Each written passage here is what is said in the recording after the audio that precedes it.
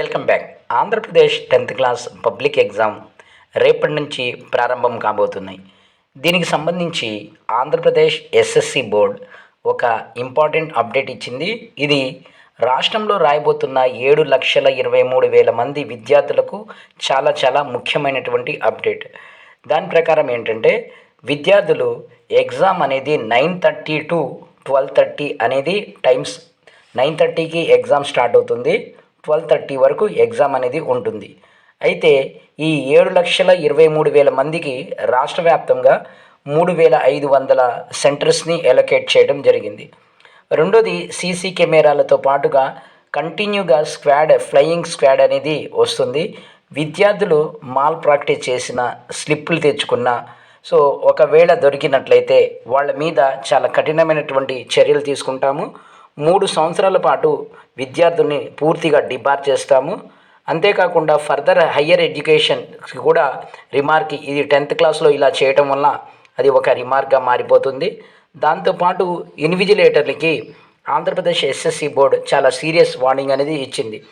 గతంలో జరిగినటువంటి సంఘటనలు మళ్ళీ జరగకుండా ఉండటం కోసం చాలా సీరియస్ వార్నింగ్ ఇచ్చింది. ఇన్విజిలేటర్లు ఎట్టి పరిస్థితుల్లో కూడా మొబైల్ ఫోన్స్ని ఈ సెంటర్స్కి తీసుకుని వెళ్ళకూడదు అనే విషయాన్ని తెలియజేసింది. ఏ ఇన్విజిలేటర్ అయినా తమ యొక్క మొబైల్ని ఇంటి దగ్గరే వదిలి వెళ్ళాలి, లేక క్యాంపస్ బయటే వదిలేయాలి, అంతే తప్ప స్కూల్ ప్రెమిసెస్లో అంటే ఎక్కడైతే సెంటర్ ఉంటుందో ఆ సెంటర్లోకి మొబైల్తో రాకూడదు అనే విషయాన్ని తెలియజేసింది. అంతేకాకుండా ఒకవేళ ఎక్కడి నుంచైనా పేపర్ అనేది బయటకు వచ్చినట్లయితే పూర్తి ఇన్ఫర్మేషన్ అనేది ఇమీడియట్లీగా తెలిసిపోతుంది. కాబట్టి ఆ ఇన్విజిలేషన్, ఆ సెంటర్, ఆ ఇన్విజిలేషన్తో పాటుగా సెంటర్ హెడ్, తర్వాత విద్యార్థి మీద ఇమీడియట్లీగా యాక్షన్ తీసుకుంటాము అంటుంది.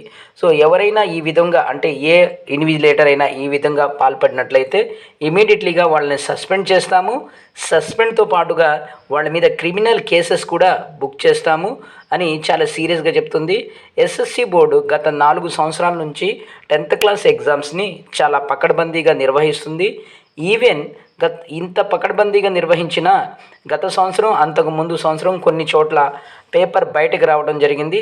దీంతో ఈసారి ఎట్టి పరిస్థితుల్లో కూడా ఇలాంటి సంఘటనలు జరగకుండా ఉండటం, దాంతోపాటుగా మాల్ ప్రాక్టీస్కి ఇన్విజిలేటర్లు విద్యార్థుల్ని మాల్ ప్రాక్టీస్ చేసుకునే విధంగా ప్రొవోక్ చేయడం, ఇలాంటి చాలా ఇన్సిడెంట్స్ జరిగాయి అని ఎస్ఎస్సి బోర్డు తెలియజేస్తుంది.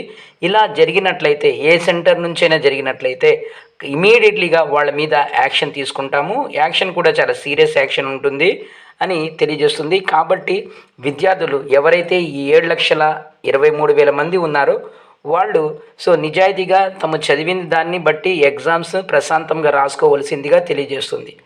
అంటే మా ఈ Naaz educational academy of excellence తరపున ఈ 7,23,000 మంది విద్యార్థులకి ఆల్ ద బెస్ట్ చెప్తూ, మీరు ఏదైతే చదివారో దాన్ని బట్టి మీరు ఎగ్జామ్స్ ప్రశాంతంగా రాసుకోండి.